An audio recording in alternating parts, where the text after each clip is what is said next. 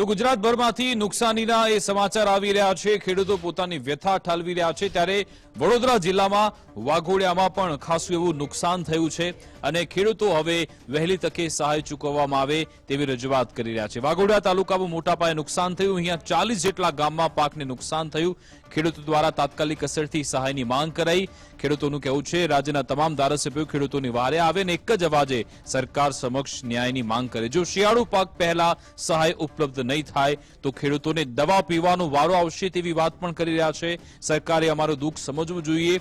પાક પાણીમાં ગરકાવ થયો છે। ખેતરોમાં હવે વાવેતર માટે કશું બચ્યું જ નથી। અમે રોજિંદા જીવન માટે પણ સંઘર્ષ કરી રહ્યા છીએ। સરકાર સહાય આપે તો જ અમે આગામી પાક માટે તૈયાર થઈ શકીશું તેવું ખેડૂતોએ કહ્યું।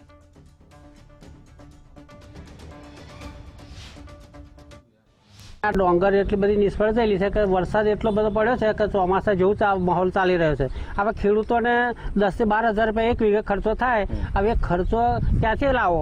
અને જ્યારે સરકાર જો આપણી પડખે ના ઊભી રહે તો આજે દવા પીવાનો વખત આવશે।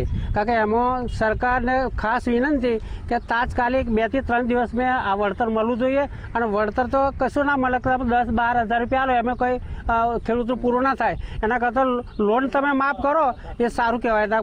આજે ખેડૂત બીજે રવિ પાક કરવા માટે ઊભો નહીં થાય। તમે જ્યાં સુધી પૈસા નહીં આલો ત્યાં સુધી ખેડૂત કશું કરી શકે નહીં। ખેતી બાકી નિષ્ફળ જવાની બધી જે હમણાં માવઠું કહેવાય પણ માવઠું નહીં, એક પ્રકારનું અંધાર્યું ચોમાસું અને જે ખેડૂત માટે આફતરૂપી વરસાદ કહેવાય એ એવો વરસ્યો કે ખેડૂત આજે પાયમાલ થઈ ગયો। એના પાસે આજે કોઈ પણ પ્રકારની ખેતી કરવા માટે કે કોઈ પણ પ્રકારના દેવું કરીને સોનું ગીરવે મૂકીને જે ખેડૂતે ખેતી કરી એનું કોઈ પણ વળતર ના મળવાથી આજે ખેડૂતની દશા એવી દયનીય થઈ ગઈ છે કે એ કોઈ પણ કાર્ય કરી શકે એમ નથી। પ્રસંગ હોય કાં તો કોઈ પણ ખર્ચા કરવાના હોય, ખેડૂતની હાલ પરિસ્થિતિ એવી બિલકુલ બેકાર થઈ ગઈ છે। તો મારું તો એક અંગત મંતવ્ય છે કે 3 વર્ષથી ખેડૂતોને જ્યારે આવો માર પડી રહ્યો હોય અને એ પોતે ખેડૂત કંઈક ઘરના પૈસા કે એના ઘરમાંથી પૈસા નથી નીકળતા, એ બેંકોમાંથી ક્રોપ લોન લઈ અને પોતે ખેતી કરતો હોય છે અને આવો માર પડતો હોય તો એ ક્રોપ લોન ખેડૂત કઈ રીતે ભરી શકે? તો તમે વળતર આપો। હું નથી કહેતો કે તમે બધે પૂરેપૂરું વળતર આપો, બધા માલનું વળતર આપો, પણ ખેડૂત ફરી પાછો ઊભો થાય, પોતાની બીજી ખેતી કરી શકે, એને માટે એને મદદરૂપ થાવ તો હું સરકારશ્રીનો ખૂબ ખૂબ આભાર માનીશ।